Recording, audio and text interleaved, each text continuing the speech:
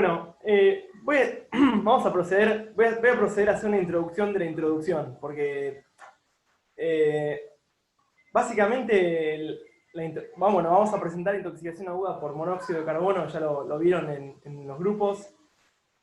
En general, a mí me pareció muy interesante que tratemos esta temática por idea. La precursora de la idea fue Dani, así que le aplaudo porque se le haya ocurrido una entidad de origen toxicológico, porque la realidad es que, no sé, en mi caso personal, cuando estamos haciendo los pases de sala, ni a palos se me ocurre como diagnóstico diferencial etiologías toxicológicas.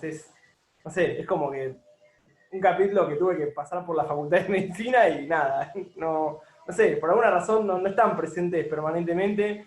Y está bueno estudiarlos y hacer conciencia, hacer el esfuerzo de integrarlos a la lista de diagnósticos diferenciales, porque está bárbaro, y sobre todo porque, bueno, vamos a ver un poco más adelante que la clínica de intoxicación por monóxido se parece a la clínica de otras varias entidades no tóxicas. Eso por un lado. Por otro lado, antes de la introducción, sigo haciendo la pre-introducción. En la búsqueda bibliográfica de esto de monóxido, es la primera vez que me pasa que veo tanta divergencia en los artículos científicos. Por ejemplo, no sé, hay lugares que son de mucho prestigio, digamos,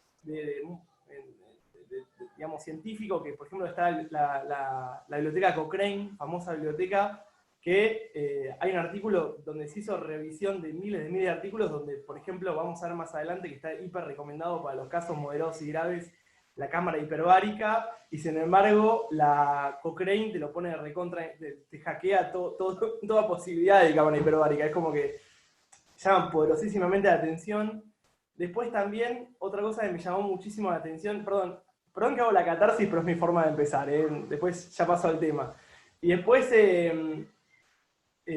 otra cosa que me llamó poderosísimamente la atención es que van a ver más adelante, igual se lo mandamos por la bibliografía gracias a la participación de nuestra querida amiga y super colega Carla, que nos contó que había un PDF ahí rondando por el internet que no teníamos ni idea ni que existía, hiperactualizado, del documento de la UBA del 2019, que también lo mandamos. Está bárbaro, y dice algunas cosas que no las encontrás en ningún otro lado. Y mirá que nos metimos en 20 millones de páginas, nos metimos en páginas buenas, o sea, nos metimos en NCBA, nos metimos en CDC, nos metimos en, qué sé yo, en todo lado, o sea, tuvimos que piratear artículos para no pagarlos, o sea, realmente hay cosas que ni aparecen, y de repente le ponen hincapié a un montón de detalles, digamos, que redundan dentro del aspecto fisiopatológico de la intoxicación aguda, y cosas hiper relevantes como que aparecían en este documento, en tanto el manejo, no aparecían. O sea, no el manejo en sí, sino los controles, que ya los vamos a hablar. Que para mí eso fue una novedad, o sea, yo no tenía ni idea de algunas cosas que a mí personalmente me vino bastante bien. Bueno, dicho esto, empezamos. Bienvenidos al Ateneo Bibliográfico de Intoxicación Aguda por Monóxido de Carbono. No me pasa. Ahí pasé. Bien, yo soy el que pasa, así que si quieren pasar, después díganme y paso a mis compañeras. Les hablo a Dani y a Lupita. O no sé, o ábranlo ustedes. Me parece que va a ser mejor que lo pase yo. Bueno, Perfecto. este es el documento de la SAP elemental y básico, y donde sacamos el caso clínico para que lo debatamos todos en conjunto.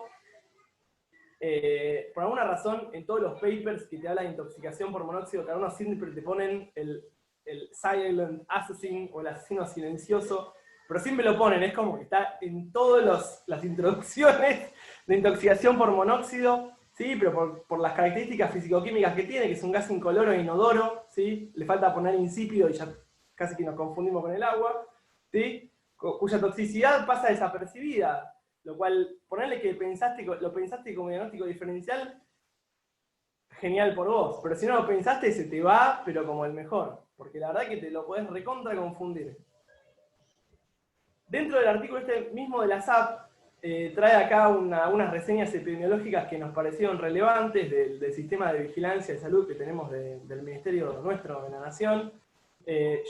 Digamos, lo transcribimos de este artículo de la SAP, porque si ustedes se meten en el SUMBUS a ver, digamos, qué dice, es muy difícil para alguien que no maneja el lenguaje de la epidemiología llegar a este tipo de conclusiones, porque hay muchas letras minúsculas y mayúsculas solas, como signos, y realmente hay que saber interpretarlo.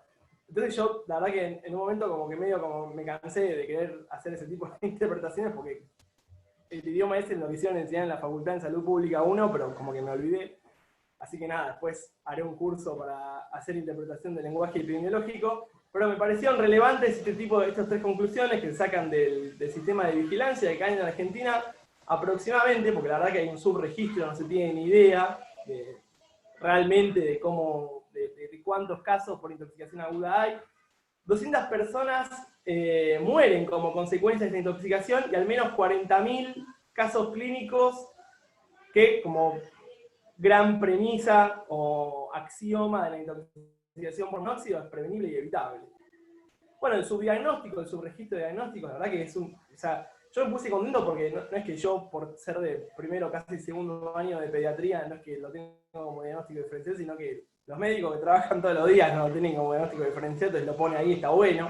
No te sentís solo en ese sentido de mediocridad. Es un marcado subdiagnóstico, o sea, no se piensa esto como diagnóstico diferencial.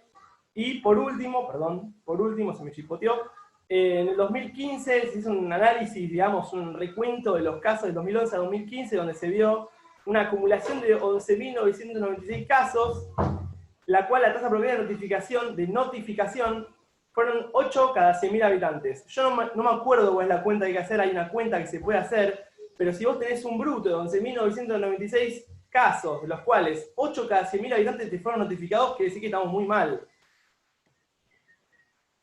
O sea, realmente no se sabe, es una cosa que no se sabe, porque la gente no se notifica, no se piensa y no se notifica, es como que está bueno esta revisión personal, ¿no? A nivel palo constructivo. Seguimos. Bueno, acá se recibió consultas telefónicas del Centro Nacional de Intoxicación del Centro. Bueno, acá también es una reseña en base a las consultas telefónicas que hicieron de los centros toxicológicos. Y este es el caso clínico. Paso. Paso yo. Bueno, paso yo. Resulta que el caso clínico trata, que también es sacado del artículo de la SAP, se reciben consultas telefónicas al Centro Nacional de Intoxicaciones, desde 2 centros de salud en el conurbano bonaerense. Estas consultas telefónicas se hacen al mismo tiempo y se consulta por 48 pacientes, de los cuales 27 son niños y 21 adultos, con diagnóstico presuntivo de intoxicación por monóxido de carbono. El tema es que tras una hora de haber ingresado a un festejo en un salón de fiestas infantiles, algunas de esas personas, de niños y adultos, comenzaron con sintomatología, presentando náuseas, vómitos y cefalea. Todos estos pacientes fueron trasladados a los centros de salud, donde a través de la anamnesis minuciosa que se hizo por parte del personal de salud, se encontró como antecedente la utilización en este salón de fiestas de un equipo electrógeno, no para calefaccionar el ambiente, sino para generar electricidad por un corte de luz transitorio que había en el salón. A este grupo de pacientes se le brindó inmediatamente asistencia médica y de forma oportuna. Todos ellos fueron tratados con oxigenoterapia normovárica, con oxígeno al 100%, y todos fueron dosados, se les hizo la determinación de carbohemoxiglobinemia. Vale, entre paréntesis, por lo menos a mí me generó sorpresa, enterarme que una de las fuentes de producción de monóxido de carbono puede ser un grupo electrógeno. Un grupo de electrógenos de ya utilizado, ¿sí?, de una manera inapropiada, ¿sí?, porque estos grupos electrógenos tienen que estar ubicados por fuera del ambiente donde se utiliza, ¿sí?, porque justamente trabajan con nafta o diésel y esto genera gases, y por otro lado, el mal funcionamiento de estos, ¿sí?, por el mal mantenimiento o inspección, puede generar justamente, o puede ser una fuente de producción de combustión incompleta que genere, por supuesto, el monóxido de carbono. En este caso en especial, por suerte, como yo les dije a los chicos, tuvo final feliz, ¿sí?, ya que ningún paciente cumplió, ¿sí?, criterios para tratamiento con oxígeno hiperbárico, y todos fueron, ¿sí?, de buena evolución clínica. Pasamos de ahí. Este es un cuadrito donde está encolumnado principalmente, bueno, primero el número de caso, a continuación en la otra columna están la edad de cada uno de los pacientes, la otra columna nos habla de la sintomatología que cada uno de ellos presentó, y por último, en la última columna, el porcentaje de carbohemoglobina, ¿sí?, que presentaron cada uno de ellos. Por suerte, si miramos a rasgo general, vemos que la sintomatología o fue leve, ¿sí?, o muchos de ellos presentaron un cuadro asintomático. Adelante.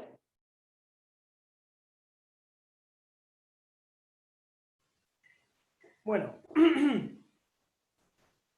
esto lo sacamos de una guía de toxicología española muy interesante, muy completa, donde se describe como fuente de producción de monóxido de carbono, como recién también, bueno, un poco lo comentaba Dani, esto de digamos, el mecanismo físico-químico por lo cual se genera este gas es la combustión incompleta de los hidrocarburos como más frecuente, ¿sí?, el humo de los incendios, el funcionamiento inadecuado de motores de automóviles, calderas, estufas, gas braseros, son causas más frecuentes de intoxicación. Pero lo que tiene interesante es que, si bien hay métodos también que son poco habituales, algunos disolventes de pinturas o desengrasantes, o por ejemplo los vapores de cloruro de metileno, dice que se absorben fácilmente a través del pulmón de la piel. Bueno, en otros casos no, ya no serían gases, serían más por ingestión, pero en el hígado se convierten en monóxido de carbono. Es interesante. No es lo más habitual es que sea digamos, la combustión incompleta de todas las fuentes previamente dichas, pero también existe intoxicarse por monóxido de las maneras últimas mencionadas. No me pasa. Bien.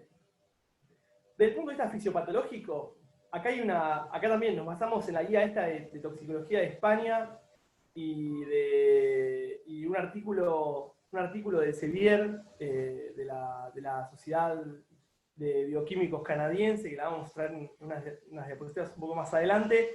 En general, a los gases tóxicos o a las intoxicaciones ambientales, digamos, como mecanismos de intoxicación fisiopatológicos, fisiopatogénicos, hay tres tipos de mecanismos. Están el mecanismo, digamos, que lo conoce como, por ejemplo, hipoxia hipóxica, ¿sí?, la hipoxia anémica o la hipoxia histotóxica. Esos son los tres mecanismos generales donde se conglomeran varios gases en conjunto. Por ejemplo, perdón, es decir, hipoxia hipóxica, digamos, nos referimos fundamentalmente a lo que es la reducción de las concentraciones de oxígeno inspirado, así que en ambientes donde abundan el dióxido de carbono o el nitrógeno, digamos, en ambiente convencional, pero en lugares de hacinamiento donde, digamos, prepondera lo que se llamaría el gas natural, propano, butano, ahí claramente la fracción de inspirada baja contundentemente, pero lo que hace a lo que es nuestro protagonista, que es el monóxido de carbono, digamos, a nivel de las intoxicaciones ambientales, los dos mecanismos que le corresponden fundamentalmente son la hipoxia anémica y la hipoxia histotóxica. La anémica se correspondería con el detrimento en el transporte del oxígeno. Ahora vamos a ver por qué, por alteración de la hemoglobina bueno, la circulación, y la histotóxica por la interrupción de la cadena respiratoria. Pero ahora vamos a verlo un poquito más en detalle. Ahora, el monóxido de carbono en sí, si bien dijimos que a nivel grande cumple con dos tipos de mecanismos, que es la anemia hipóxica y la anemia histotóxica, en sí podemos también caracterizarlo más en particular en estos tres tipos de mecanismos fisiopatogénicos, que es la formación de la carboxihemoglobina, el daño celular directo de las proteínas. Hay otros mecanismos que no los puse, que fue un poco la catarsis que hice un poco al principio, que hay mucho descrito en tanto a la activación inflamatoria que tiene el monóxido de carbono a nivel inmunitario. Hay activación macrofágica, activación plaquetaria y un montón digamos, de desencadenantes bioquímicos que aparecen, que está en estudio, no está confirmado y ni siquiera se sabe cuál es, digamos, la reseña, digamos, a nivel manejo terapéutico tiene esos mecanismos, pero a nivel nuestro, a nivel clínico, sí lo que nos es relevante son estos tres que aparecen, digamos, en la diapositiva. Cuando hablamos de la formación de carboxihemoglobina en la intoxicación por monóxido, sabemos que la hemoglobina es un tetrámero, es decir, es una molécula, es una proteína que está compuesta por 4 monómeros. El monóxido de carbono se une a uno de los 4 monómeros, no me acuerdo cuál, no me pregunten cuál, porque no me lo acuerdo, y eso genera una alteración en los 3 monómeros restantes. La alteración que le provoca genera una mayor afinidad de la hemoglobina por el oxígeno, por lo tanto, eso dificultaría, de alguna manera, la entrega de oxígeno, el delivery de oxígeno, la entrega de oxígeno por parte de la hemoglobina en los tejidos. Después, esto mismo que hace con la hemoglobina, como último mecanismo está descrito unión a otras proteínas, ¿sí? A la mioglobina, hay muchas proteínas que se alteran, por eso después vamos a ver, dentro de la clínica de moderada gravedad, también lo vamos a presentar, está la rhabdomyólisis, vamos a ver también que sería interesante eventualmente tener enzimas musculares, enzimas cardíacas, y tener también un parámetro de la función renal, porque claramente se puede ver alterada en el caso de la destrucción celular y liberación de proteínas por el daño, pero también hay daño celular directo, eso lo hace, como mencionábamos antes, por su mecanismo de hipoxia histotóxica, por alteración de la cadena respiratoria, y además, de alguna manera, como consecuencia, que es lo que les presentamos en este artículo, es un artículo que en realidad no entiendo, digamos, por qué está tan presentado y tan propagandizado, porque la realidad es que es un trabajo que se hizo para 125 personas, se hizo con 125 personas y no es un número, no, entiendo que no es un número de los más fiables, pero sí me pareció interesante, bueno, un poco lo que nos comenta, que cuando vos alterás la cadena respiratoria celular, digamos, gatillás la glicólisis. Entonces empieza a acumularse intracelularmente el ácido láctico, el lactato, y si bien, digamos, ese ácido láctico, digamos, compensaría un poco esa afinidad que tiene el oxígeno por la hemoglobina, por el efecto Bohr, correría la curva de difusión a la derecha y por lo tanto había más, supuestamente, mejor entrega de oxígeno. El ácido láctico per se, el aumento de la concentración de lactato, hace, digamos, per se un daño celular. Por eso en este trabajo lo que se quiso hacer es, como dice acá en el título, una correlación entre la carboxihemoglobina a nivel bioquímico con el lactato, y se vio que entre algunos parámetros que ellos, digamos, solicitaron para hacer diferentes comparaciones, se vio en dos grupos, ¿sí? Quienes se internaron y quienes no se internaron, y los que se internaron se vio que lo que realmente, digamos, los parámetros bioquímicos que se presentan en la columna más de la izquierda, el que tuvo un aumento más importante, digamos, correlacionable de alguna manera con la carboxihemoglobina, es el ácido láctico. Justo acá, como promedio, no aparecen grandes alteraciones de lactato, pero en otros casos clínicos que aparecen también en otras bibliografías, que no las presentamos acá, se ven que, digamos, en todos los pacientes que se internan en esos trabajos científicos, generalmente presentan una muy buena correlación y el lactato realmente se ve aumentado. Bueno, acá está, digamos, es del mismo artículo, estaría subrayado lo que estábamos mencionando, que el lactato per se, by itself, genera ese daño intracelular independientemente de la intoxicación por monóxido que hace de la interrupción de la cadena respiratoria. O sea, quizás de alguna manera le lavaste el monóxido digamos, en el tratamiento, pero de repente te diste cuenta que el paciente de alguna manera empeoró en la evolución clínica, después un poquito más adelante lo vamos a charlar, y eso es porque justamente, digamos, de alguna manera el medio interno no se lo mejoramos, ¿sí? Porque disparó una acidosis metabólica importantísima a partir justamente de este aumento de la concentración de lactato, y al no mejorarse, por más que se lo lavaste y hiciste como correspondía el protocolo de oxigenación normovárico en pacientes leves, por ejemplo, empezaron a hacer aumento de las enzimas y demás, justamente porque el lactato no se lo mejoramos nunca. Entonces, digamos, como conclusión del artículo, el lactato es un parámetro bioquímico muy útil a la hora, digamos, de definir severidad en algunos pacientes. Pero bueno, me pareció correcto ponerlo acá en el capítulo de fisiopatología. Hasta acá llegué.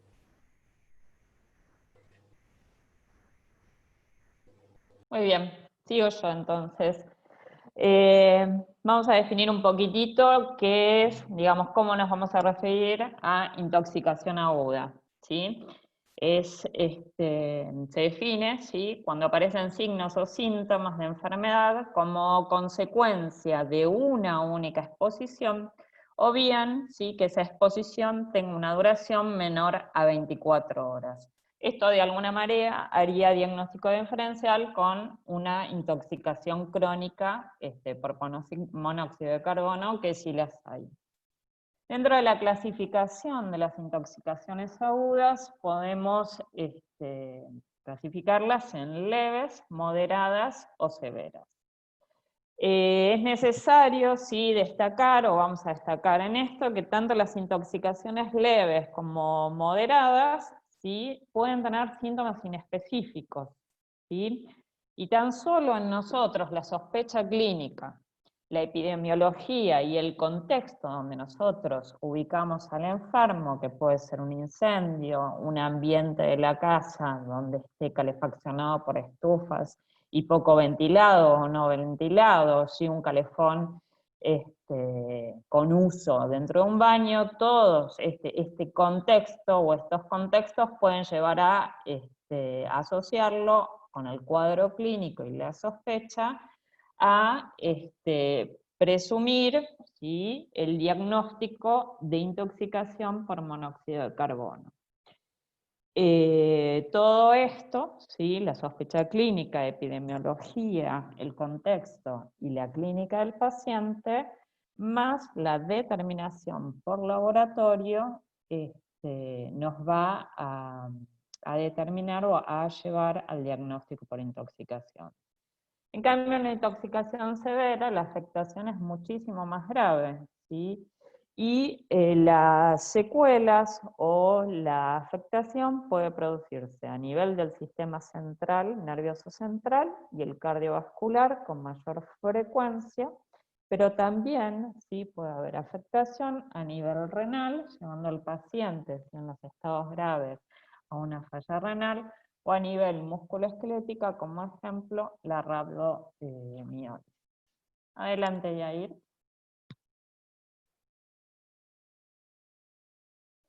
Otro tipo de clasificación, ¿sí?, que podemos hacer de la intoxicación aguda por monóxido de carbono es a partir de los niveles de carboxihemoglobina que tengamos en sangre. Entonces podemos decir que niveles de hasta o menores del 25%, ¿sí?, la clínica que puede aparecer son náuseas, vómitos, dolor abdominal, mareos y cefalea.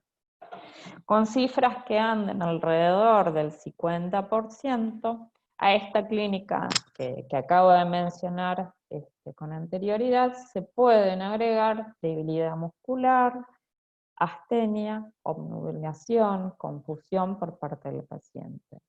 Ahora bien, en porcentajes mayores al 50%, ya la repercusión podemos verla a nivel del aparato cardiovascular, ¿sí?, con un cuadro de insuficiencia cardíaca, arritmias, infarto, angor, síncope, o a nivel del sistema nervioso central con una clínica de convulsiones, un deterioro del sensorio progresivo, coma profunda y llegar en este paciente a la muerte. Adelante y ahí.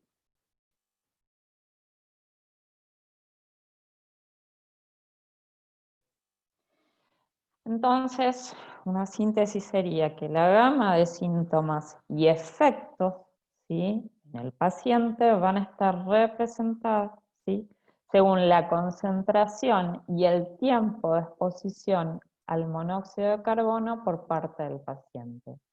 Estas van a ser las dos cosas, ¿sí?, que nos van a llevar a que el cuadro de intoxicación aguda podamos clasificarlo, ¿sí?, de alguna manera en leve, moderado o grave. Adelante, Yair. Bien, dentro del cuadro clínico, ¿sí?, para justamente llegar a pensarlo, ¿sí?, o al abordaje, ¿sí?, de la sospecha de que sea una intoxicación aguda por monóxido de carbono, tenemos que justamente poder pensar en qué tipo de manifestaciones, ¿sí?, vemos. Entonces, mayormente las manifestaciones que se observan, ¿sí?, son síntomas neurológicos, ¿sí?, que aparecen justamente relacionadas por lesiones, ¿sí?, de isquemia hipóxica, que obviamente al inicio van a ser transitorias. Entonces, dentro del cuadro clínico podemos ver cefalea, ¿sí?, que por lo general es del tipo constrictiva, ¿sí?, a nivel frontal, y puede también estar acompañada del latido perceptible de la arteria temporal.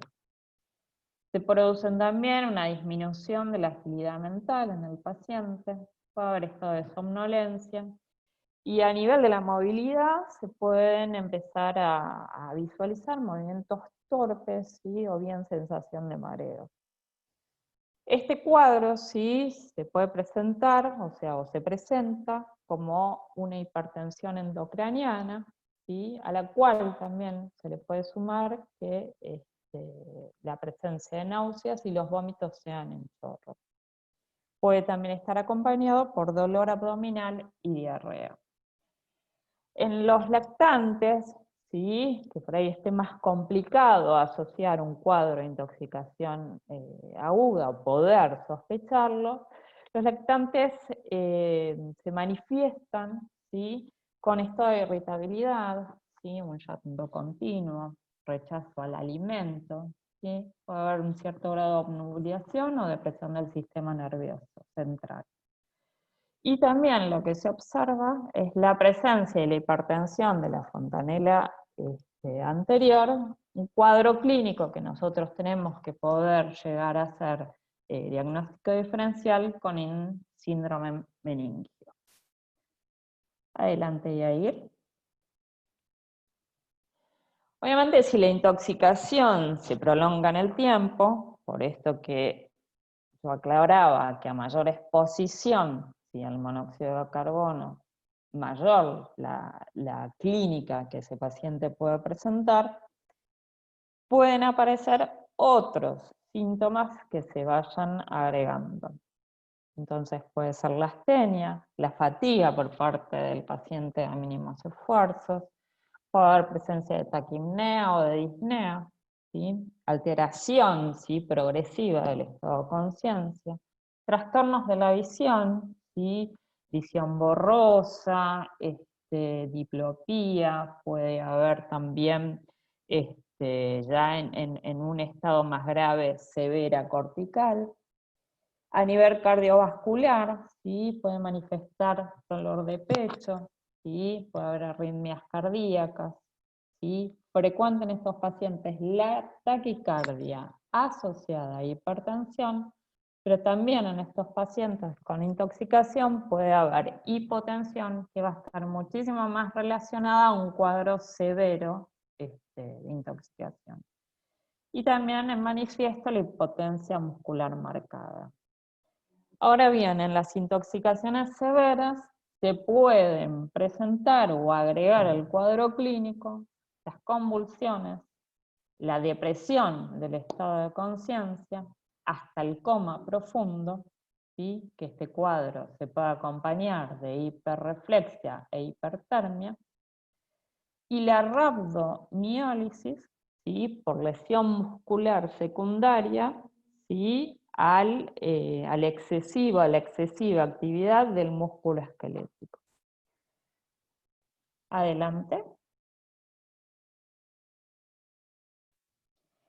Bien. Pasando, ¿sí? A cuál pueda, digamos, voy a pasar a explicarles cuál puede ser la complicación mayor, ¿sí? Que puede generarse en un paciente que sufrió una intoxicación aguda por monóxido de carbono. Este es el síndrome neurológico tardío, también se lo conoce como el síndrome neuropsiquiátrico tardío, ¿sí? Fue descrito en 1962, ¿sí? Se describió como una encefalopatía anóxica, ¿sí? Donde se ponían en juego o en manifiesto, ¿sí? Sintomatología neurológica y psiquiátrica. Este síndrome neurológico tardío, ¿sí? Puede aparecer, o aparece mejor dicho, después de la recuperación completa de un paciente que ha sufrido intoxicación aguda. Y el periodo, ¿sí? Donde puede aparecer puede ir, ¿sí? Entre los 4 y 9 días hasta dentro del mes, o también, ¿sí? Está descrito actualmente que puede llegar hasta los 40 días de el episodio de la intoxicación aguda. Más que nada, o por supuesto, está relacionado el síndrome neurológico tardío con una intoxicación grave, ¿sí? Con monóxido de carbono. ¿Cuáles son los síntomas que pueden aparecer en estos pacientes? Trastornos en el área cognitiva, ¿sí? El paciente tiene poca concentración, pérdida de memoria, dificultad del aprendizaje. Puede haber cambios a nivel de la personalidad, ¿sí? Puede haber convulsiones, alteraciones motoras, ceguera cortical. También, ¿sí? Se puede manifestar, ¿sí? Con un cuadro de demencia o psicosis. Aunque la incidencia, ¿sí? A nivel de los niños no es desconocida, ¿sí? No se tiene como absolutamente certeza de qué porcentaje puede generarse este síndrome neurológico, lo que sí se sabe es que es muchísimo menor que en adultos y que obviamente está relacionado con intoxicaciones graves, pero lo cual no hay que descartar que en los niños pueda suceder. Y este cuadro, ¿sí? Tiene un porcentaje entre un 50 y un 75% de los pacientes que lo padecen, ¿sí? Tiene una recuperación, ¿sí? Espontánea, alrededor de los 2 años de producido. Adelante.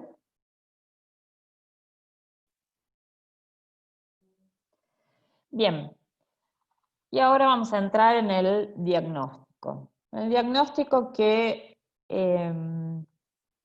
vale remarcar que tiene 3 patas, ¿sí? Primero y principal en nosotros pensar o tener la sospecha clínica.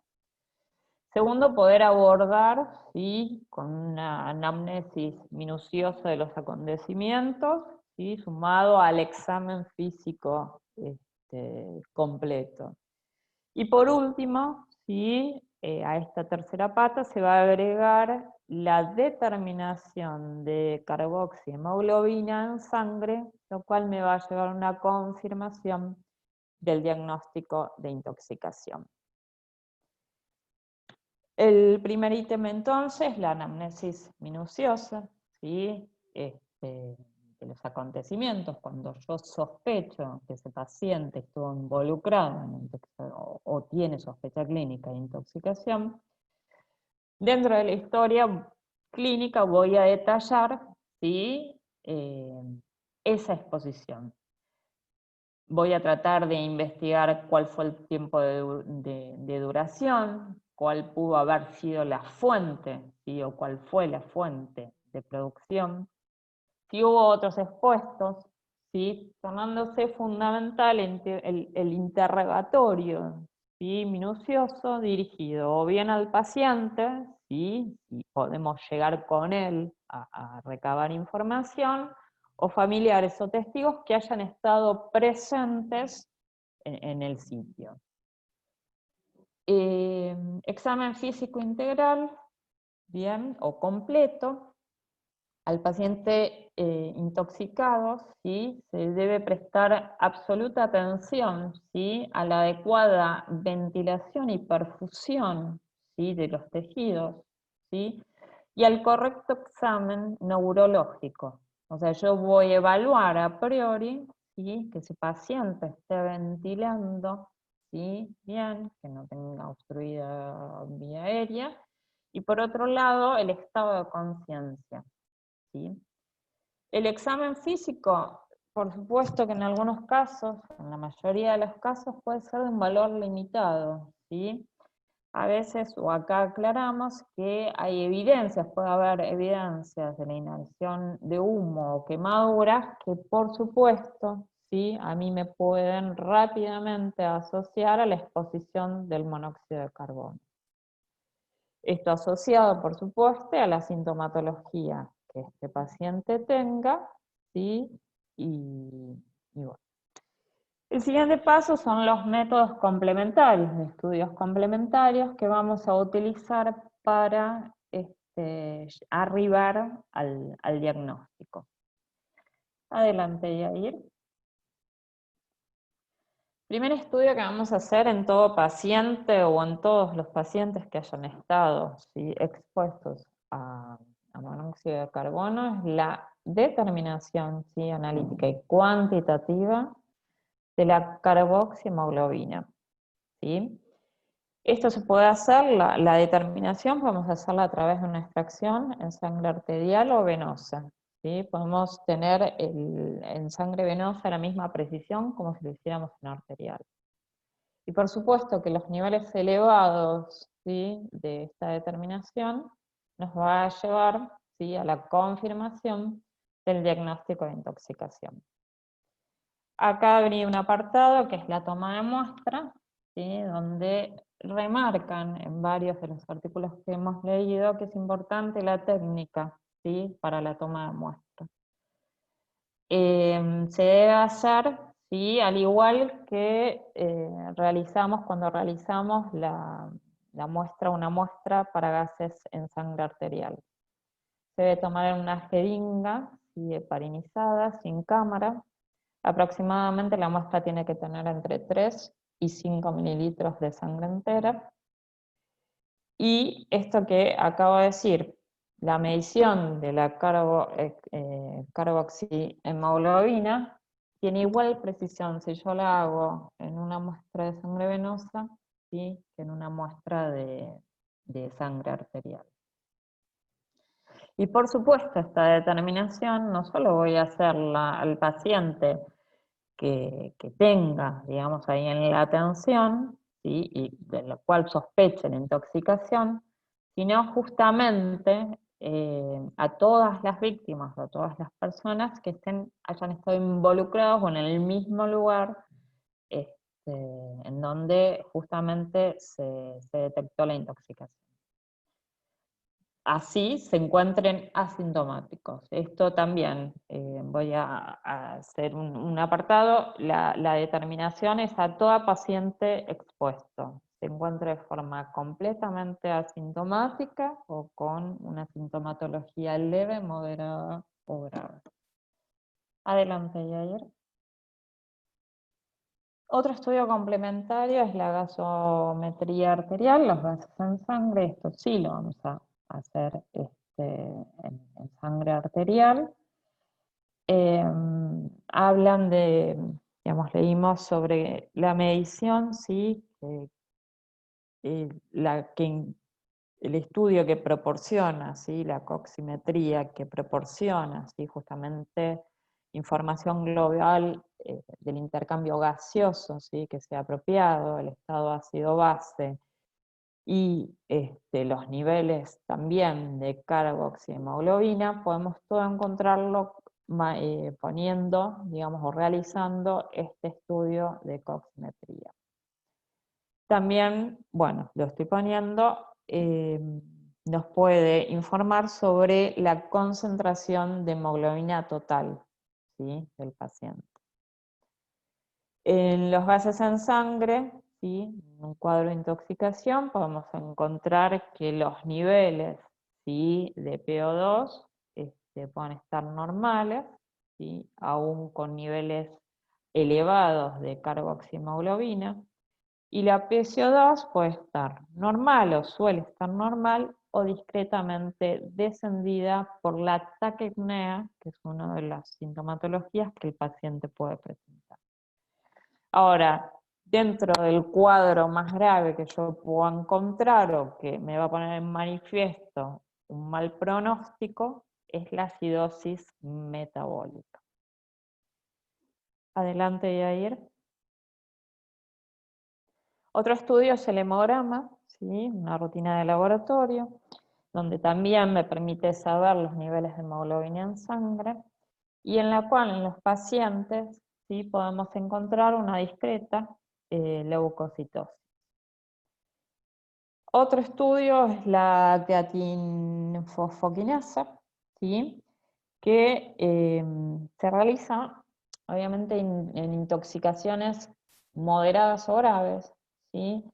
El fin de realizar esta determinación es al ingreso del paciente y se vuelve a repetir, ¿sí? A las 6 horas con el objetivo de evaluar la curva, ¿sí? Y con la CPK lo que hacemos es evaluar qué repercusión, ¿sí? La intoxicación o la presencia de monóxido de carbono puede tener a nivel del aparato cardiovascular. Si yo encuentro una determinación de CPK elevada, ¿sí? Es, digamos, define de alguna manera que se pida la CPK-MB para poder diferenciar, ¿sí? Un cuadro de rhabdomiólisis, o sea que me haga diagnóstico diferencial de la repercusión cardíaca o también de la repercusión a nivel del aparato musculoesquelético con esta determinación. Y siempre que yo tenga, ¿sí? A disposición la troponina, también voy a solicitarla. Otro estudio es el sedimento urinario, ¿sí? Que nos permite evaluar la presencia de mioglobinuria, ¿sí? Que puede también estar en manifiesto, ¿sí? O presente secundaria a un cuadro de rhabdomiólisis, o también estar presente por una manifestación de necrosis tubular aguda.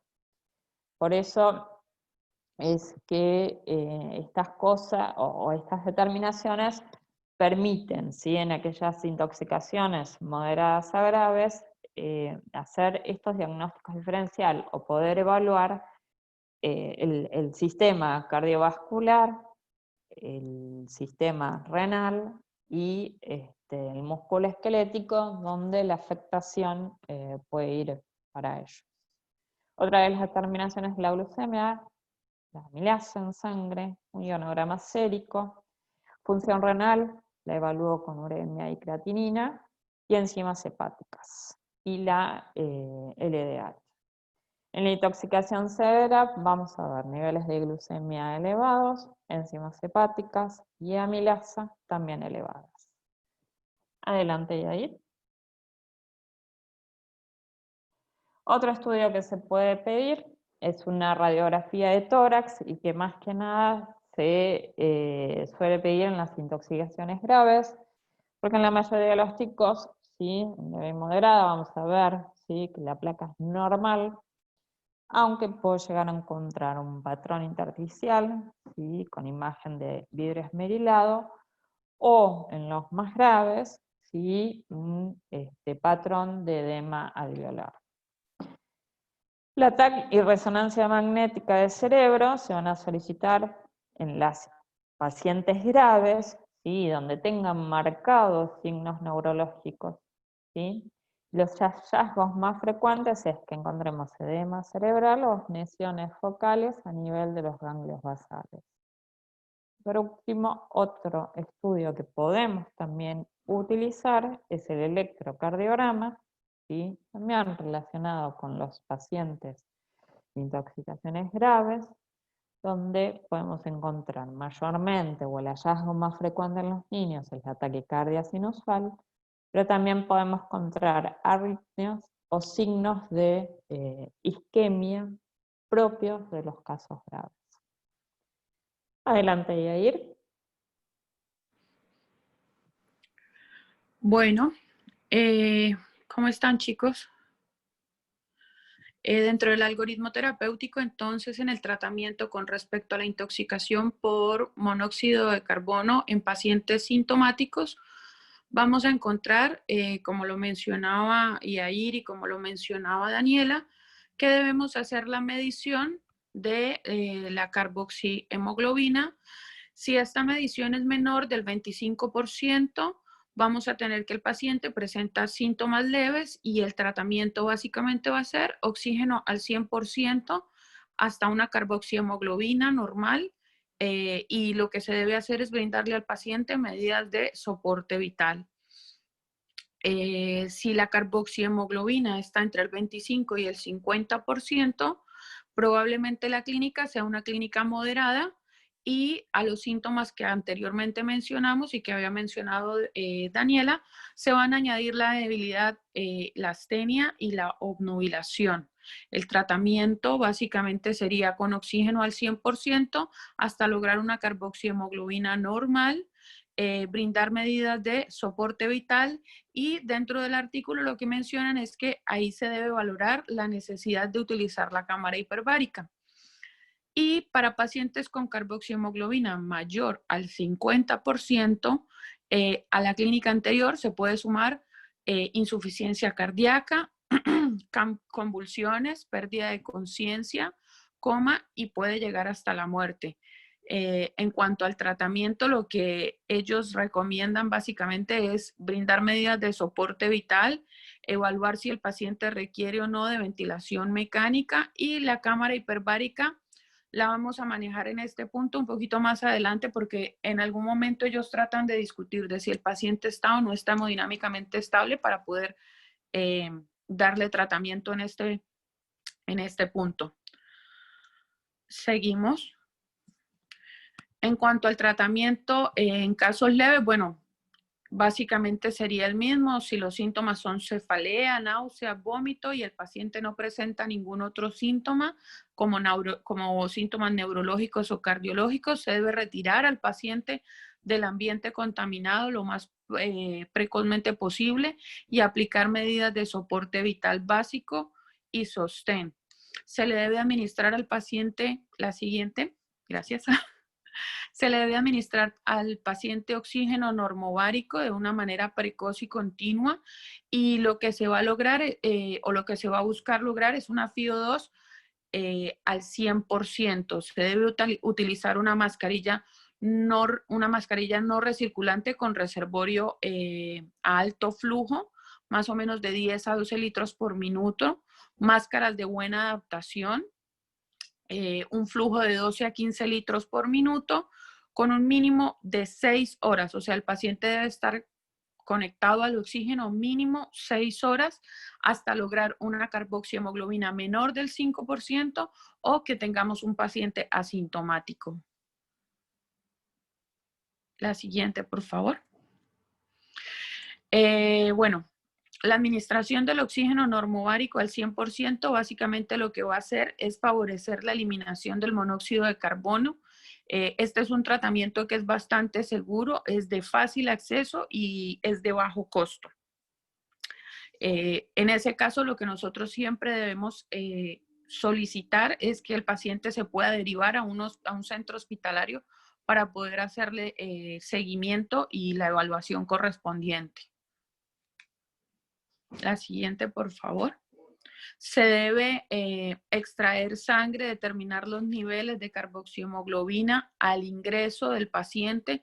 Se debe informar acerca del suministro de oxígeno. Se debe registrar la hora a la que ingresa el paciente y se debe registrar también qué cantidad de oxígeno, si es el caso de que el paciente ya se le haya iniciado el tratamiento con el oxígeno, qué cantidad de oxígeno se le está suministrando al paciente. Se debe comunicar con un centro de toxicología y se debe volver a realizar una valoración clínica a las 2 horas de haber comenzado el tratamiento con oxígeno. Se debe realizar una evaluación tanto cardiológica como neurológica ante cualquier síntoma que persista en el paciente. La siguiente, por favor. Bueno, entonces tenemos los criterios de internación en los pacientes con caso leve. Se debe internar por lo menos 24 horas a pesar de que el cuadro clínico sea leve a todos los pacientes que cursen con los siguientes criterios. Una paciente embarazada con cualquier evidencia que haya tenido de exposición a monóxido de carbono. Aunque la mamá esté asintomática, puede que el feto presente algún riesgo aumentado de hipoxia. También pacientes que tengan factores cardiológicos, neurológicos o respiratorios. Si nosotros llegamos a sospechar que el paciente o que en algún momento hay alguna tentativa de suicidio y evidentemente tenemos que hacer la determinación de carboxihemoglobina. Si esta es mayor del 15% dentro de la primera hora posexposición sin haber recibido oxígeno. En cuanto al alta de los pacientes con casos leves, el paciente sí o sí debe estar asintomático con una carboxihemoglobina menor del 5%, con un electrocardiograma normal y una CPK normal. Y las recomendaciones en cuanto a las indicaciones al alta y al seguimiento, debe tener el paciente un reposo relativo mínimo de 48 horas hasta 7 días aproximadamente. Se debe citar al paciente a un control clínico, neurológico y toxicológico a las 48 horas, sea presencial o telefónico. Se debe insistir al paciente en evitar el ingreso al ambiente contaminado y se deben corregir los factores de riesgo de exposición para él o para las personas que convivan con él, actuando sobre la fuente que produjo el monóxido de carbono. Y el paciente no puede realizar ningún tipo de viaje en avión durante el periodo de reposo, o sea, dentro de esos 48 a 7 días de reposo que debe tener.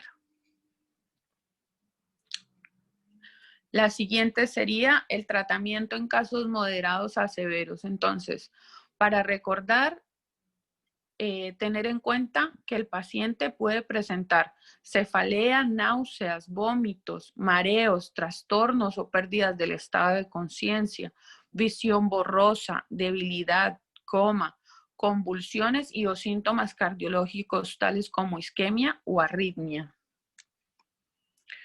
Lo que se debe hacer es retirar al paciente del ambiente contaminado lo más precozmente posible. Se deben aplicar medidas de soporte vital básico y avanzado. Administrar oxígeno normovárico de manera precoz, continua, logrando una FiO2 del 100% lo más pronto posible. Utilizar la mascarilla no recirculante que habíamos mencionado anteriormente. Y en estos casos de caso moderado a severo se puede llegar a indicar la cámara hiperbárica a todo paciente, con máscaras que tengan buena adaptación y con un flujo de 12 a 15 litros por minuto. Hay que recordar que hay que mantener una FiO2 del 100% en pacientes con asistencia mecánica ventilatoria, no menos de 6 horas aproximadamente, y en situaciones especiales en estos pacientes con intoxicación por monóxido de carbono. Seguimos.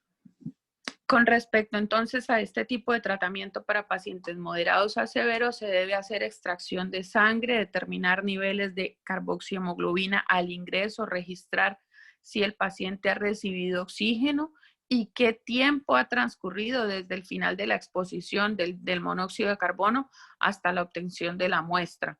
Se debe comunicar con un servicio de toxicología. Si las condiciones, esto es algo que hay que tener muy claro, y si las condiciones del paciente lo permiten, se debe evaluar el traslado para tratamiento con oxígeno hiperbárico.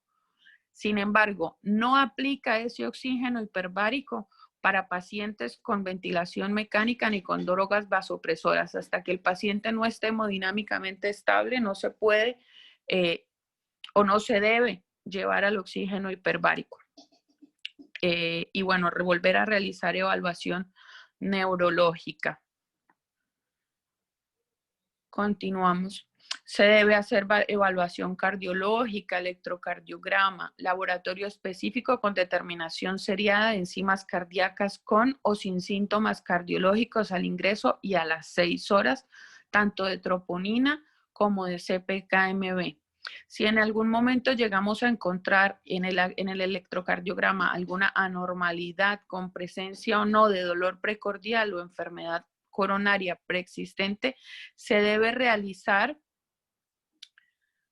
tratamiento específico con la interconsulta a cardiología y monitoreo cardíaco con control de signos vitales. Con respecto a las indicaciones al alta y al seguimiento, el paciente...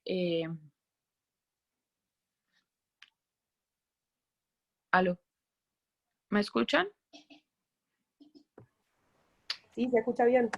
Ah, perdón. Bueno, seguimos. Puede ser que se me... Bueno, con respecto a las... me salté una diapositiva, perdón. Ah, perfecto. Perfecto.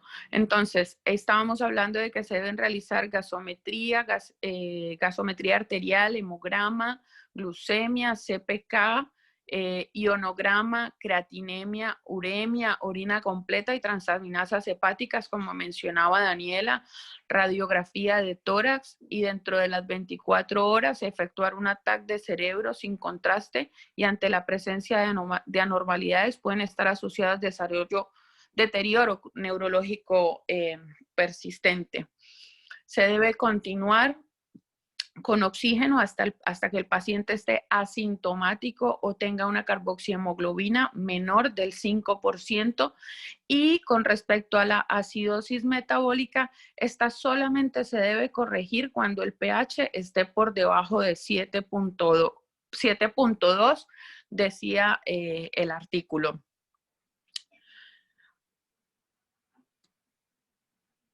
Bueno, en cuanto a los criterios de internación, entonces debemos internar al paciente en clínica médica o unidad de cuidados intensivos durante un periodo no menor de 24 horas. Y en cuanto a los criterios de alta, sí o sí el paciente debe estar asintomático con una carboxihemoglobina menor del 5%, con un electrocardiograma normal, una CPK normal, una CPK-MB y troponinas normales y una evaluación cardiológica completamente normal.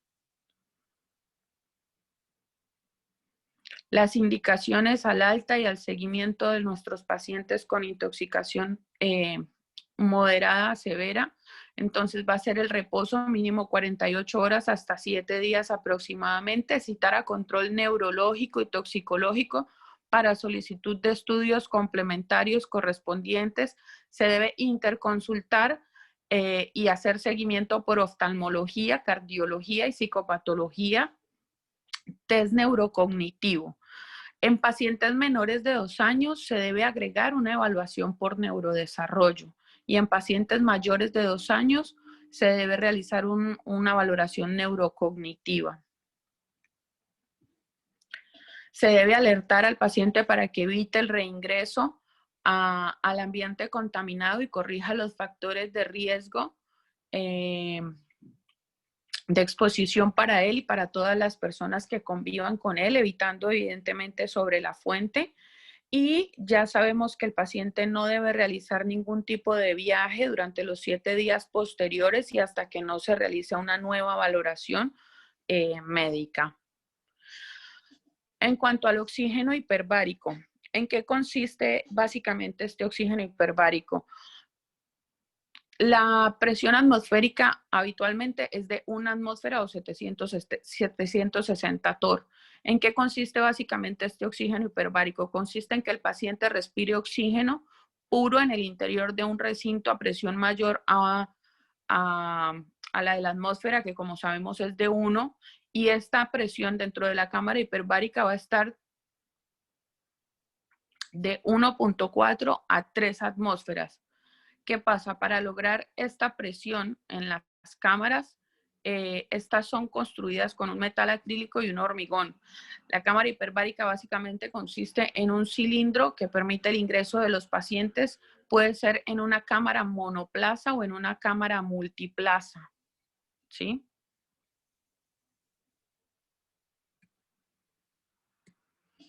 Lo que se debe hacer es administrar... perdón.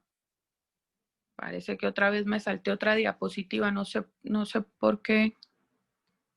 Bueno, continuamos entonces.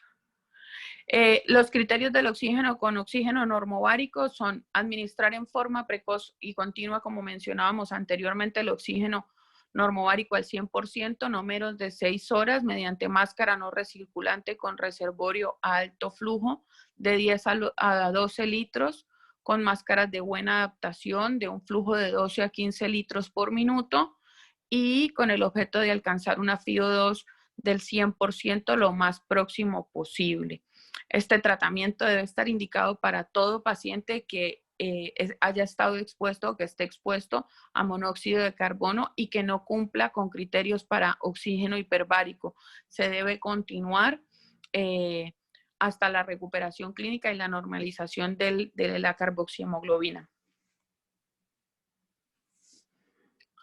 Ya les comenté acerca del oxígeno hiperbárico. Parece que me había adelantado nuevamente una diapositiva. Les pido disculpas. La siguiente. Bueno, como les mencionaba entonces, las puertas de esta cámara hiperbárica van a estar completamente cerradas con una presión que se va a ir elevando mediante el ingreso de un aire que va a venir comprimido proveniente de una palanca compresora hasta el nivel de presión que nosotros o que el hiperbarista va a desear para el tratamiento. Los pacientes van a respirar un oxígeno puro al 100% con una presión de 3 atmósferas, para lo que se utilizan unas máscaras especiales. En realidad estuve tratando de buscar una foto donde hubiera una cámara multiplaza en chiquiticos, pero no pude encontrar, así que bueno, por lo menos les traje esta para que tuviéramos una idea. Para mí esto es algo que es nuevo y que en realidad no lo conocía. Así que bueno, lo quise compartir de forma ilustrativa. Los tratamientos habitualmente duran 1 hora y la cámara posee múltiples aberturas transparentes para que podamos estar haciendo seguimiento de lo que sucede dentro de la cámara, para que podamos hacerle seguimiento al paciente de lo que sucede dentro de la cámara. Con respecto al oxígeno hiperbárico, entonces, la guía lo que recomienda es que ese oxígeno esté entre 2.5 y 2.8 atmósferas absolutas. Ellos dicen que no debe ser inferior a ese valor, porque pues estos valores que son inferiores son los que se manejan en las estéticas, los que manejan los deportistas, más no es el apto para una intoxicación por monóxido de carbono, ¿sí? Y que eso va a determinar una reducción de la vida media de la carboxihemoglobina más o menos a unos 23 minutos. Esto también aumenta la cantidad de oxígeno que se disuelve en plasma alrededor de 20 veces y permite satisfacer las necesidades básicas, aumentando la producción de ATP y reduciendo el estrés oxidativo y la inflamación. Eso va a mejorar bastante que haya un mejor proceso de respiración, una mejor contractilidad miocárdica, una transmisión nerviosa, que haya mejor secreción hormonal, mejor circulación. En fin, va a mejorar bastante la contractilidad muscular y va a hacer que nuestro paciente mejore. En conclusión, esta terapia debería ser tenida en cuenta para aquellos pacientes que presenten intoxicación moderada a grave, de preferencia dentro de las 6 a 12 horas, en las siguientes circunstancias. Y el paciente debe estar hemodinámicamente estable para poder realizar su traslado.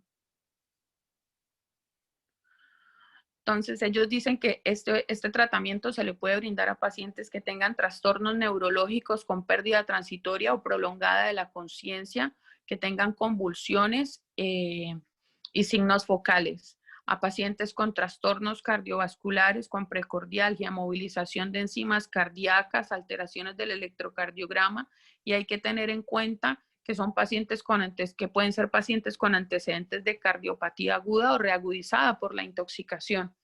Igual estos son criterios como que ellos dicen que eso igual va a depender siempre de la estabilidad hemodinámica del paciente. Bueno, en pacientes con acidosis graves, en pacientes asintomáticos con una carboxihemoglobina mayor del 20% y en embarazadas sin importar el valor de la carboxihemoglobina. Mencionan además unas contraindicaciones que son relativas y estas serían que el paciente tenga antecedentes de epilepsia con medicación de base. En ese caso se debe realizar un dosaje del medicamento y debe estar en un rango terapéutico para poder ingresar a la cámara. Si de pronto la urgencia lo requiere, se puede aplicar una ampolla de alguna benzodiazepina. También en pacientes asmáticos se pueden llevar a la cámara hiperbárica, pero esta provoca broncoconstricción. Así que se recomienda que se haga un tratamiento broncodilatador antes del ingreso a la cámara. En pacientes enfisematosos también se debe realizar una radiografía de tórax y, de ser posible, una espirometría. En pacientes diabéticos hay que tener en cuenta que el oxígeno hiperbárico puede llegar a producir una disminución de los niveles de glicemia, así que bueno, se debe realizar un hemoglucotest previamente. Si ese valor es menor de 100 miligramos por ciento, el paciente debe comer algo antes de ingresar. En pacientes con neumotórax, si en el tratamiento se colocó algún tubo de avenamiento, si se formaron adherencias que sellaron pleura y si no se le colocó tubo, hay que buscar buldas en RX en vértices. Y en pacientes con tratamiento por neumotórax, ellos pueden entrar a la cámara, pero se puede dejar el tubo de avenamiento abierto. En pacientes febriles con temperaturas mayor a 38 grados no hay indicación de oxígeno hiperbárico porque puede disminuir el umbral de toxicidad al oxígeno. Lo que se debe hacer es dar antitérmico y si disminuye la temperatura puede ingresar a la cámara, de lo contrario no. También hace referencia a la utilización de medicamentos como la doxorubicina, la bleomicina y el cisplatino, que como sabemos son tratamientos para el cáncer. También se debe evaluar en pacientes con patologías óticas. También se debe intentar, por ejemplo, maniobras de Valsalva, si es posible, y evaluar timpanocentesis. Y evidentemente en pacientes con claustrofobia, pues también es como una contraindicación relativa. Dentro de las contraindicaciones absolutas, entonces se menciona el paciente que tenga hipertensión arterial severa. Ese paciente no debe ir a la cámara porque la cámara aumenta la presión arterial. En pacientes con patología parenquimatosa pulmonar, que favoreciera la generación de un neumotórax o un neumotórax no tratado. Y algunas complicaciones de este oxígeno hiperbárico pueden ser el barotrauma de oído medio, la toxicidad por oxígeno en exposiciones prolongadas, el neumotórax y las convulsiones. Con respecto a la intoxicación crónica por monóxido de carbono, entonces, se menciona entonces que estas exposiciones crónicas producidas generalmente pues de manera intermitente, con una duración de semanas o incluso años, los síntomas pueden ser variables y pueden incluir la fatiga crónica, trastornos neuropsiquiátricos, déficit de memoria, la habilidad emocional, trastornos del sueño, vértigo, neuropatías, y son síntomas básicamente que pueden ser síntomas indefinidos, son síntomas en realidad indefinidos en el paciente. Y con respecto al tratamiento, se sigue diciendo que la indicación es la cámara hiperbárica, que no tiene una posición muy firme con respecto a estos pacientes y en cuanto a la mejoría, pero sí hay una disminución de las secuelas. Y pues básicamente lo que ellos mencionan es que queda reservado la indicación de la cámara hiperbárica al uso dependiendo del criterio del toxicólogo o del hiperbarista tratante.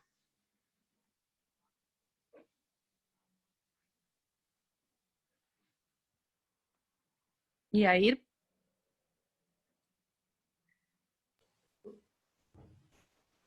Bueno, acá básicamente todo el documento de la Universidad de Buenos Aires 2019, donde se sacó la información para las últimas, para la última información presentada. Esto es un cuadro donde se resume absolutamente todo.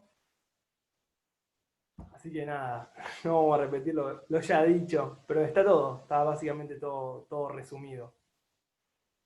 Así que con eso, Dani. Bueno, y dentro de las conclusiones sobre esta presentación, tenemos una frase que me pareció muy interesante, que es la intoxicación con monóxido de carbono, ¿sí? Es prevenible, y por ende, si es prevenible, es evitable. El concepto sería importante de tenerlo presente. Adelante.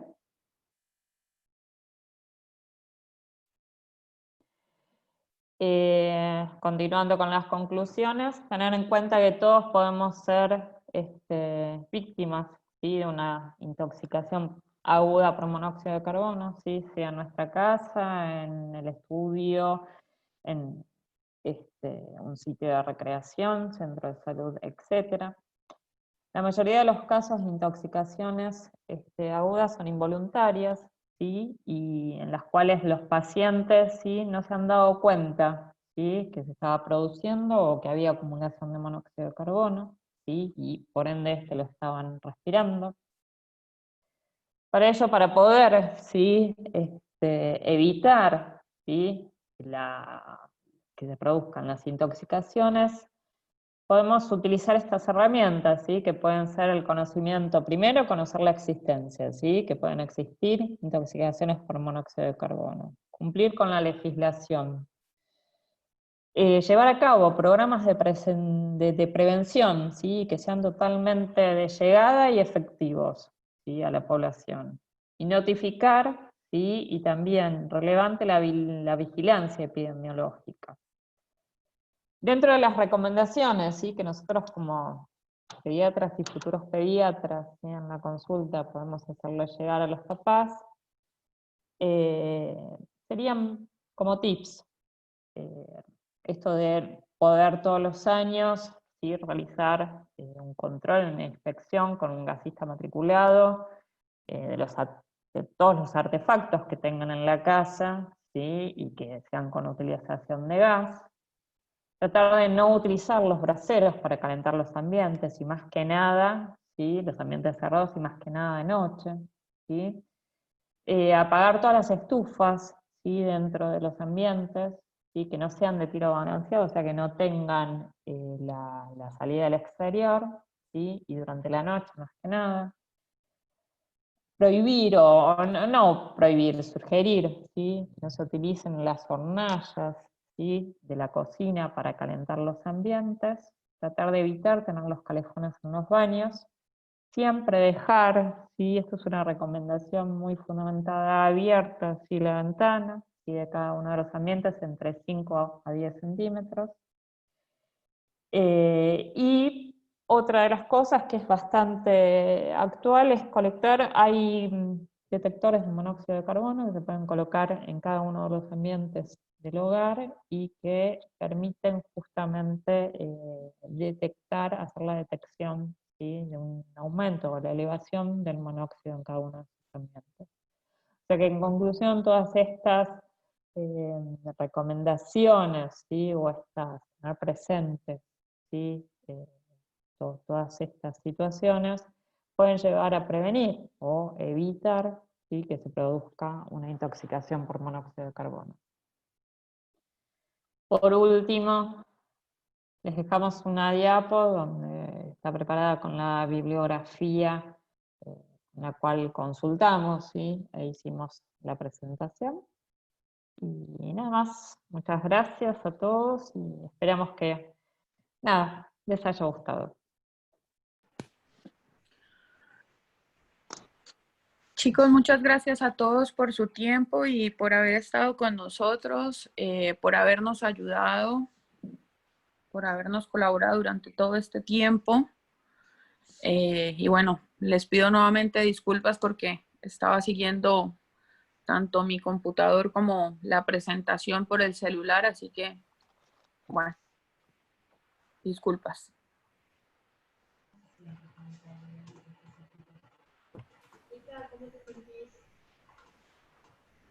Buenísimo, chicos.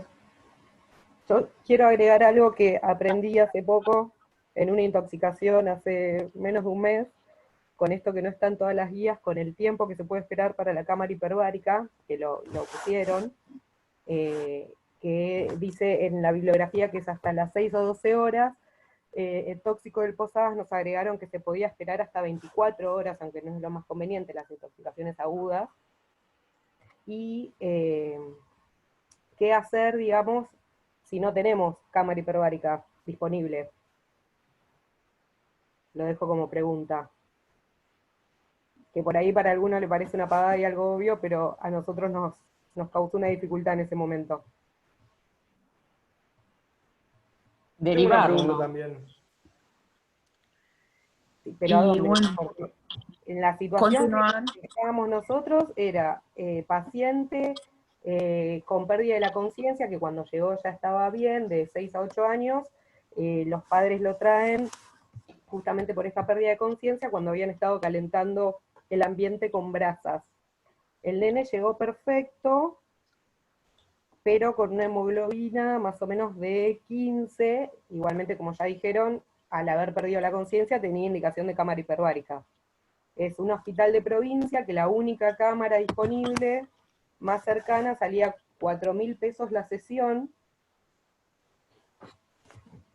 Obviamente la familia no tenía los recursos y el hospital estaba intentando buscar los recursos. Es más fácil de lo que uno piensa la respuesta. Y bueno, yo creería que en ese caso habría que mantener el oxígeno al 100% y continuar con este tratamiento hasta que vayan mejorando poco a poco las cifras o los valores de carboxihemoglobina y vaya mejorando la clínica del paciente. Perfecto. Es lo que se tiene que hacer. Por lo menos, como dijeron en la clase, 6 horas de mantenimiento de oxígeno en el caso de que no se pueda, aunque tenga indicación de cámara, si no se puede hacer, es el mismo tratamiento que para la leve o moderada. Continuar sí o sí con el reservorio hasta que se vayan los síntomas. Y acá Floppy que puso, la pagó mi compañero, se la hicieron igual, la mamá y el niño, y a la semana el hospital le devolvió la plata. Fue muy bizarro darle 4.000 pesos en efectivo al médico del traslado junto con la historia clínica. Muy bien, muy bien. Nada, eso. Bueno, ¿Puedo agregar muchísimas gracias a todos. Qué bueno dos o tres volverlos a ver cositas? después de tanto tiempo.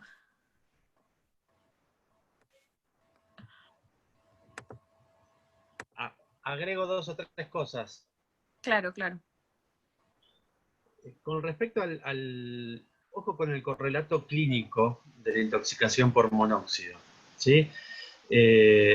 Como recién justo dijo Carla, el paciente había perdido la conciencia en su casa y cuando llegó al hospital ya estaba un poco mejor. Ojo con eso, ¿sí? Porque en todos siempre hay que clasificar leve, moderado, severo, leve, moderado, grave, pero a veces, y si ustedes se fijan en el cuadro que puso Yair al principio, cuando presentaba el caso clínico de los pacientes en el salón infantil, muchos de ellos tenían una carboxi por ahí de 15, ¿sí? Leves, y estaban asintomáticos, ¿sí? Y hay otros que estaban con una carboxi de 5 o 6 y estaban sintomáticos. Ojo con eso.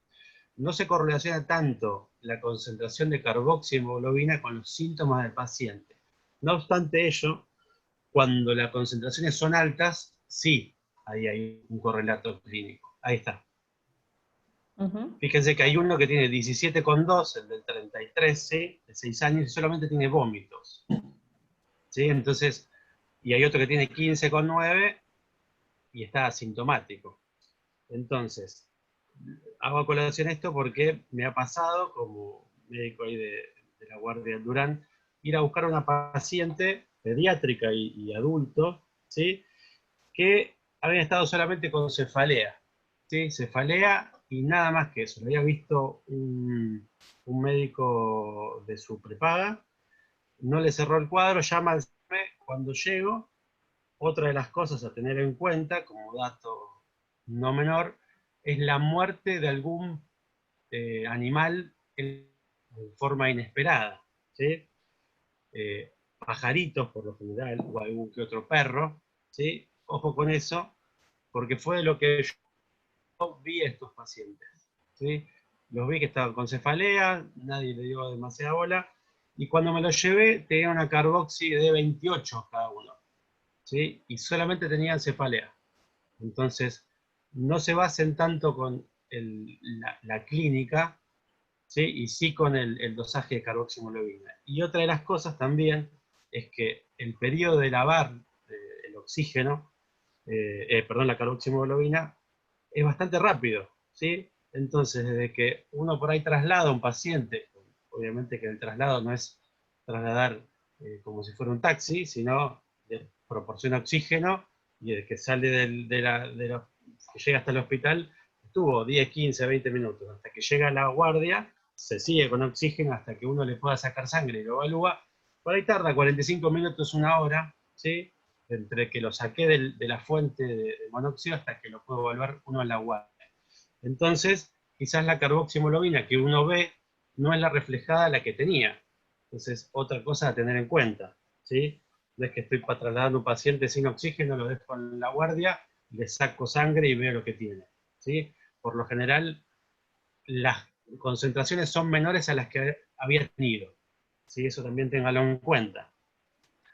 Por otro lado, en algún momento, no sé, creo que Dani en alguna diapositiva, genera un diagnóstico diferencial con respecto al síndrome de hipertensión endocraniana. Acuérdense que el síndrome de hipertensión endocraniana, a nivel tardío, no da taquicardia, sino bradicardia. Acuérdense la tríada de Cushing: bradicardia, hipertensión y depresión respiratoria. Así que no estaría tan indicado en lo que es el óxido de carbono, ¿sí? Y otra de las cosas a tener en cuenta cuando hablaban de cómo sacarle sangre y de la jeringa de 3 mililitros, no necesariamente hay que tener 3 mililitros. ¿Vieron la jeringa parenizada que nosotros utilizamos siempre para hacer gases? Bueno, ese tiene 1 mililitro solamente. Con esa aguja, o sea, con esa jeringa, directamente le pido estado ácido base, carboxihemoglobina, ácido láctico, ¿sí? Ionograma, y hasta le puedo pedir una glucemia, por lo menos con esa sola jeringa. No hace falta llenar o poner otra jeringa más de 3 mililitros. Nada, esto como para la vida médica cuando estén solos haciendo guardia y le caiga algo que no le cierra, ¿sí? No, tener que prellenar 3 mililitros más, heparinizar otra jeringa más, no tiene sentido, ¿sí? Perfecto. Eso Y Dale, ahí sería, les pasé por mensaje de pase de sala la cámara hiperbárica que tenemos disponible en el gobierno de la ciudad, ¿sí? Que ahí queda en Sánchez Bustamante y Córdoba. Si en algún momento alguno fue, yo tuve que ir varias veces, no solo por pacientes, sino también por mi mamá, y que estuvo intoxicada.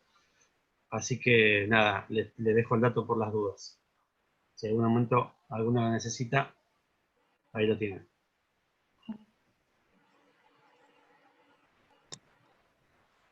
sí, Nada genial, más. porque encima el resto no están funcionando. La del creo que es la única que hay ahora en Cava. La del Sí, Naval sí. no funciona más, y la del Quemados me parece que tampoco. Sí, sí, es la única.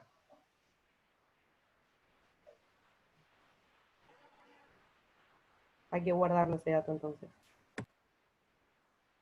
Dale, bueno, nada más. Muy buena la presentación, los felicito a los tres. Excelente. ¿Alguien quiere agregar algo más? Bueno, gracias. Muy bueno, chicos, gracias. Buenísimo, chicos, besos. Chao, chao, Muchas gracias, gracias. chicos. Gracias. Besos. Gracias, besitos a todos. Chao, chao. Chao, chao. Hasta luego, gracias. Ay, tan hermoso. Chao. Chao, gracias. Chao, decirles chao. Chao.